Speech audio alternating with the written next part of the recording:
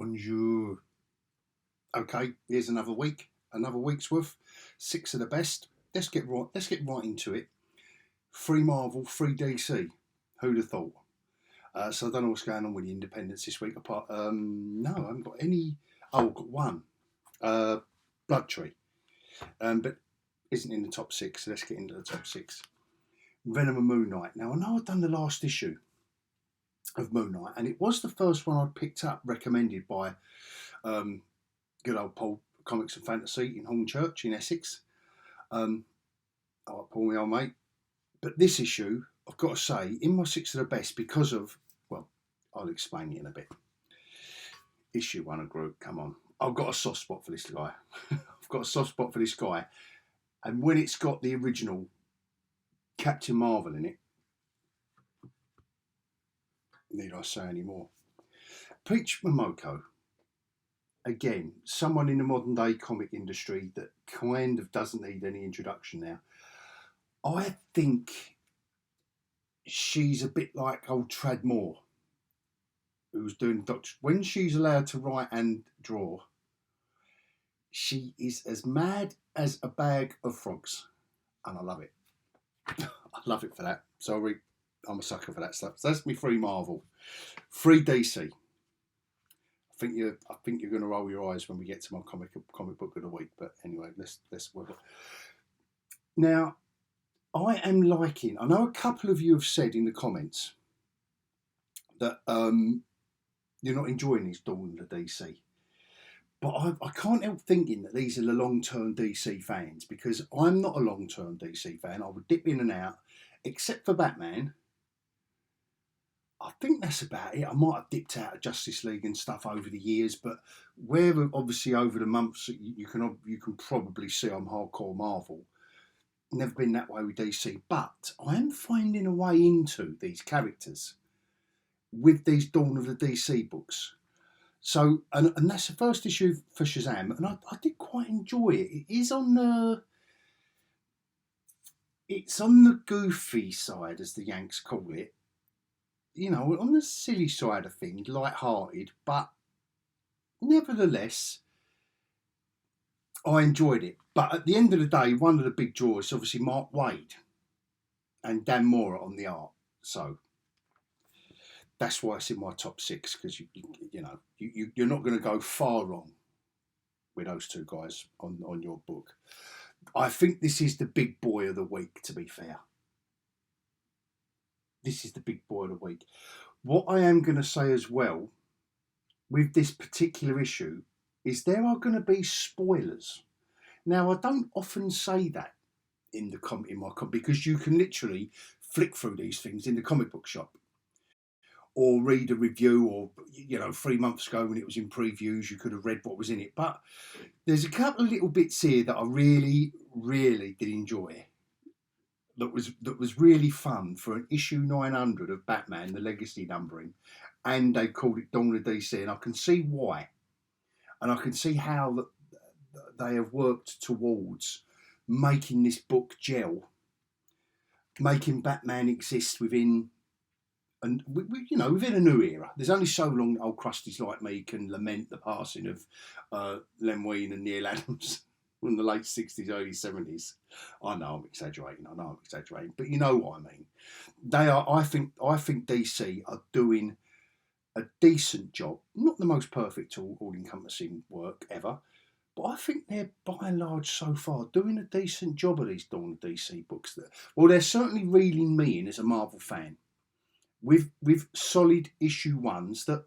Yeah, okay, they are little reboots, they're little summing up of the story so far, whatever it is, but they're not giving us origin stories, they're just kind of rebooting it in a way.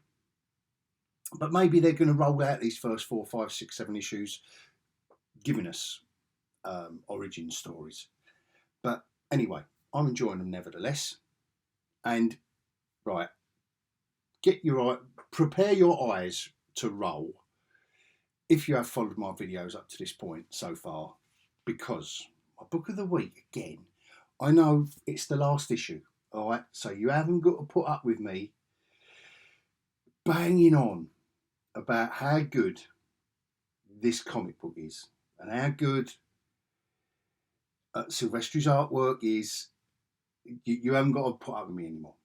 This is the last hurrah for me talking about this book and introducing what I can't help thinking is a, a, a really interesting, decent, brand new character coming out of this book. It really did end. Just the danger of being so good and doing a Batman and Joker story is the ending. And whilst not entirely unexpected in how Silvestri ended this, I've got to say I just really enjoyed the punchline as he's looking at one of the characters in the comic. See what I did there? Anyway, before we get into it, I would just like to thank again everyone who is giving me a little like, and if you're giving me a little comment, I really do appreciate it. Trying to build up from where I am at the moment, you know, the level I'm at, right at the bottom rung of YouTube. Every like and comment, and if you're mental, subscribing, please do, and I do appreciate any of those three that you want to do. The comments I enjoy the most, but please, it really, you don't realise how much it helps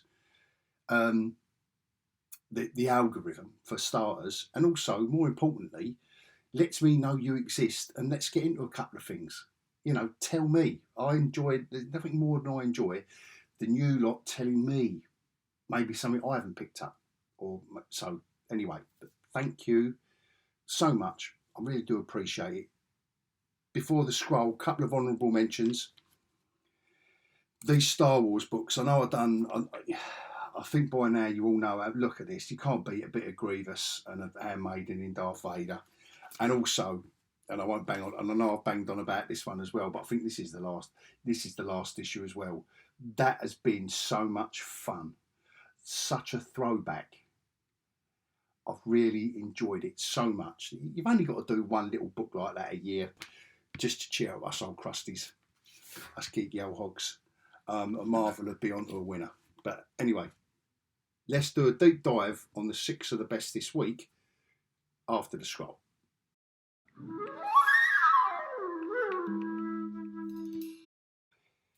So straight in, Venom and Moon Knight. I mean, this great cover. I think that's gonna catch your attention all day long in the comic book shop. You've got this group of, and like, I've only just started picking this book up. So what this book did very, very well, and what I did like, was the new enforcers have turned up. I weren't expecting this. Weren't expecting that. This Dylan Brock. Young Dylan Brock, here he is. Didn't know that until that nice splash page. The new enforcers are outside. They're after Venom, and he's obviously come to Moon Knight for sanctuary. That is your setup. That is your setup. And from that, this comic provides us with just nicely paced, decent superhero action. Nice art job. Is it Capucci? What's his name? Capuccio. That's it. Sorry, you know what I'm like with these names now. Lovely art job by Capuccio. Properly. The only thing I thought that kept drawing my attention, one tiny little negative in this book, was Venom's tongue. I'd never noticed before. I don't know why I noticed in this issue of this one comic with this one character in it. His tongue's always hanging out, even while he's talking, and it was a bit jarring. But I don't know if Capuccio has made that like a little in-joke for some reason. You know, even when he's with your mouth full of a tongue, I don't know how you're going to say anything. Oh no, his tongue's gone in there, not in there.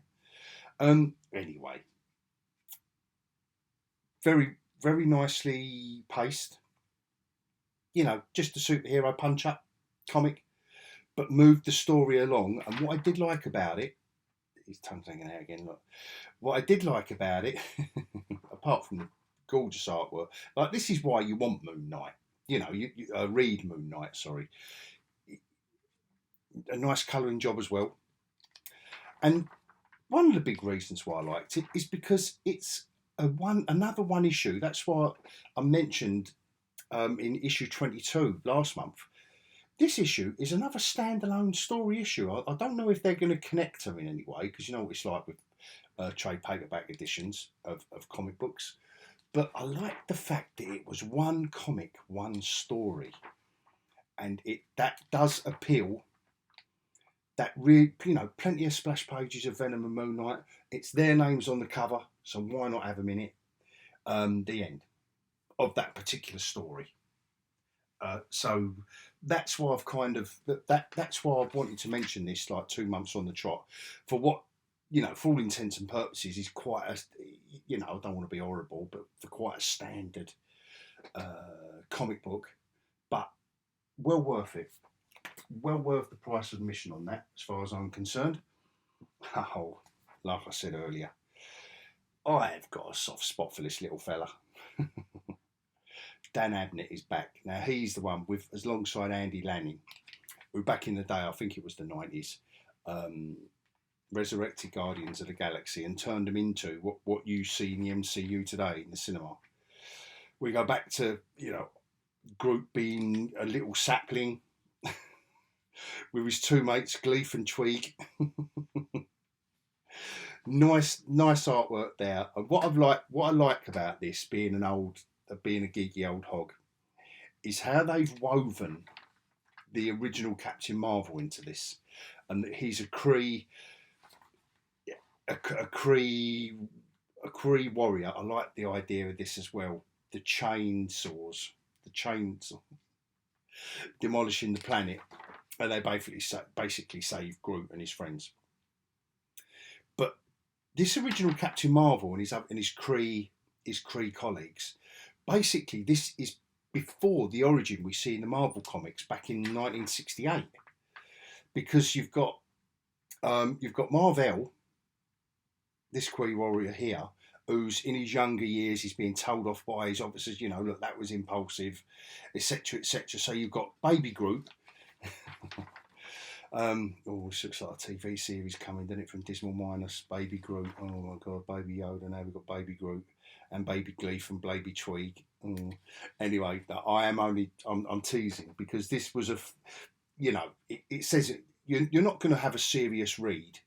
I wasn't expecting anything intense from an I Am Groot comic, but what I did get was a lot of fun and a kind of prequel story of Marvel, of the original Captain Marvel. Look, he's Private Marvel of the Kree Star Force. Now this is before, because what basically happens is they come to Earth in his origin story. Him and his officer's name. They even Yon-Rogg. This officer, put my teeth back in. This officer was with Marvel in 1968 in the original comics, coming to Earth. So this is obviously set just before then, and they've tied it in, which I thought, as a geeky old hog, was really nice. I did. Artwork, nothing super stunning, but tells the story, good storytelling ability, good colouring. Everything's solid, and a solid cover. If you're going to sell a comic, put it on the cover. Not that scene appears in the comic, but there you go. Still got to sell them. Right, here we go. Now, anyone who's watched any of my videos before, and where I've reviewed the Tradmore Doctor Strange stuff, the only Peach Momoko has got that certain style, and they've let her off the leash with this storytelling. She did a standalone story in the Darth Vader Black, White and Red that Marvel did, and that was a weird and wonderful, but in full colour as well, telling these Japanese folk, well, I don't know what it is to do with Japanese folk lore or poems, whatever it is, she's getting her storytelling, or maybe she's completely made this up with completely original characters. But her artwork is beautiful. It's properly a cup of my tea, her artwork, because, like I said, mad as a bag of frogs. Her imagination, where all this lot comes from. Not as highly detailed as Tradmore, but just they're both in the same. They are 100% both in the same ballpark with where their brain is at when they're coming up with this imagery. You know, when you're coming up with imagery like this, you are properly in the same ballpark used to, and I applaud it. I'm not, I don't mean that as a criticism at all, because the book, the first couple of books, I don't know if this is book 3 or whatever it is, but love her artwork. This is great, and it's always a bit dreamy, a bit surreal. She loves that kind of aspect of storytelling, and I've got no problem with that. No problem with that at all. Look, this just and obviously I don't know if she's colouring with watercolours here. It does look like it. She's playing around with watercolours, but it's beautiful stuff. Beautiful. That is the prettiest comic. Definitely on the shelves this week. The prettiest comic. I haven't really got a clue what's going on, but it's a pretty book. Whether that recommends it to you or not, I don't know. So, from the free Marvel, let's have another Dawn of DC book. Here we go. Shazam. They're Captain Marvel. They do not once call him Captain Marvel in this. And Mark Waid and Dan Mora on this book. Alejandro Sanchez doing the colours as well, by the way. Even Troy Pateri on everything about this. Like, even that kind of that is in the font of the old Shazam comics. I just love that little nod. Just that one balloon. They didn't overdo it. Troy Pateri didn't overdo it, but that is the Shazam when it used to have Shazam on the cover of the older DC, maybe Silver Age and stuff. Like I say, I'm not a DC aficionado, so it's a light-hearted romp. Dan Mora's artwork, he sums up. He sums it up, and as a new reader, I'm coming. I've never read any Captain Marvel Shazam comics ever in my life. Out of all the comics I've read, I've never done it. They're explaining why Shazam. They're just doing it. They kind of get a bit of his origin story, and they kind of explain why and where, and like his back cave, a bit of his back cave and all that, and why he's a kid and blah de blah. But this is such a decent, they're setting this up for issues to come. Here we are at school, little bit of the, Billy Batson. So I really did enjoy this because it brought me in. It brought me in from the ground upwards. Not ever, and I think especially the big two. They need to do more of this. They need to bring in new blood. Give people a way into this impenetrable wall of characters and origin stories and decades of. Mark Waid is someone who knows. That man knows the decades of history behind this character. But he's giving us all a story, an issue one of a comic of a character that brings us it. This could have been the first comic we've ever bought or bought for your kid. Often, back in the day, remember when you can get them off newsstands. That's the feel of it, and I love it for that.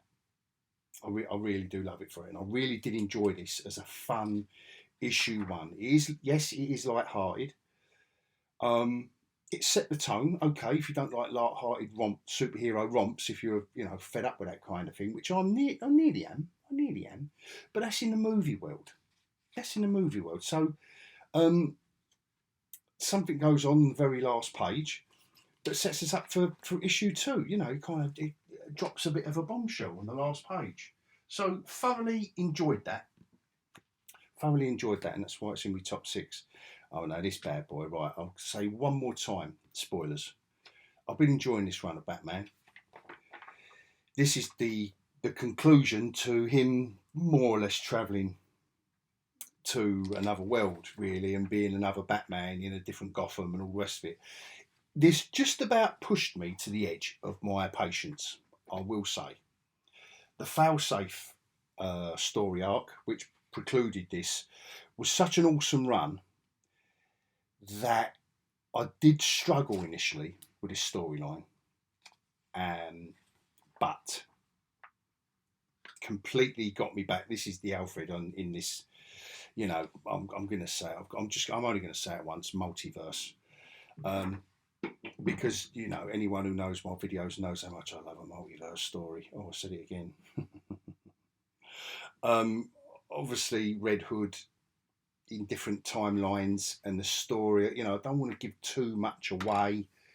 A nice use of different artistic techniques from different points of view and different timelines. I really did enjoy it. This artwork is sublime. That's gorgeous artwork, that is. And it romps along. This is the conclusion. So he's in this Gotham that we've been with, you know, 4, 5, 6 months now, and it's all coming to a head. And basically, old Red Hood escapes out into the M word verse, and yeah, the action ensues from there. Batman's got to chase him. So, you know, lovely setup, to be fair. Lovely setup. And he wants to Red Hood kind of wants to establish like an ultimate Joker, in a way.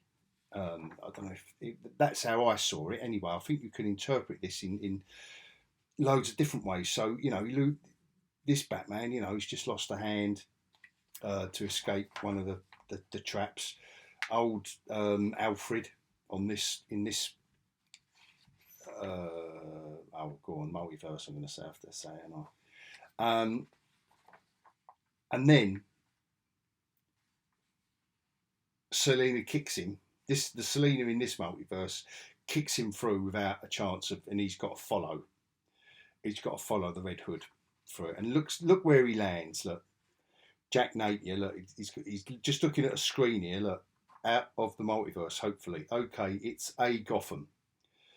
And look, the Joker. Oh my God! Like, who? He turns round and look who it ain't. I'm Batman.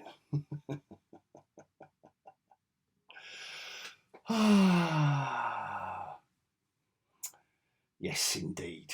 Now I've got to say this did put a smile on my face. So he goes from 1989 Batman verse to Elseworlds multiverse with the Joker as a vampire, and then he goes through, you know, like the Mike Mignola Elseworlds. He goes through the 60s romp, that goes through the Batman animated adventures, and I don't know whether this is Affleck's Batman or not, because I think he's got the grey suit here. I don't know. Batman Beyond, that I love this bit. Like I say, this did put a smile on my face. This really did put a smile on my face. This is the way to do it. In an issue 900, and it's a Dawn of DC, issue 900. You know, if you follow, got the Alex Ross, Crisis on Infinite Earth, whatever Infinite Earth that was on. Look, you've got the kind of Dick Sprang kind of stuff. You've got the Mike Mignola. Look, literally aping Mike Mignola's artwork. You know, aping Alex Ross's. You know, this famous panel. If you follow Batman for any length of time, Burt Ward gives him the utility belt because he's missing his utility belt. Pow. And then we're in Frank Miller's Dark Knight. Look, he's on a horse. Some sort of battle. Look, he's landed in this some sort of battle. Now he's aping Frank Miller's style. Love it. I did love this. All of this is aping Frank Miller's style. In this, you know, the End of Days Batman. got to say, I really did. You can tell by the tone. Really did enjoy it. And now we've got a mashup of the old 60s utility belt, the modern day logo, you know, Affleck's, I don't know, and the blue, just a complete mashup to take him through this story. It was great. Some kind of shark joker. I don't know if you're a better aficionado than me, where a Joker shark comes from. I don't know. Anyway, Mandis in shoes, and this kind of does set up nicely. Look, he gets out of the utility belt, shark repellent. I finally met a Batman more prepared than I am. He's got shark repellent in his. I don't know whether that is a nod to one of the Batman episodes. If someone can let me know, it must be. It must be. Or one of the Batman movies. Why am I thinking one of the Batman movies had shark repellent in it? A tin of it. Look, this is a nice panel. Anyway, thoroughly recommend that. That brought it right back for me from the kind of way it was wavering a little bit. Unusual for Chip Zdarsky, to be fair. Unusual for his he's a really do rate him as a writer. But this storyline has certainly paid off. That's the one thing I will say.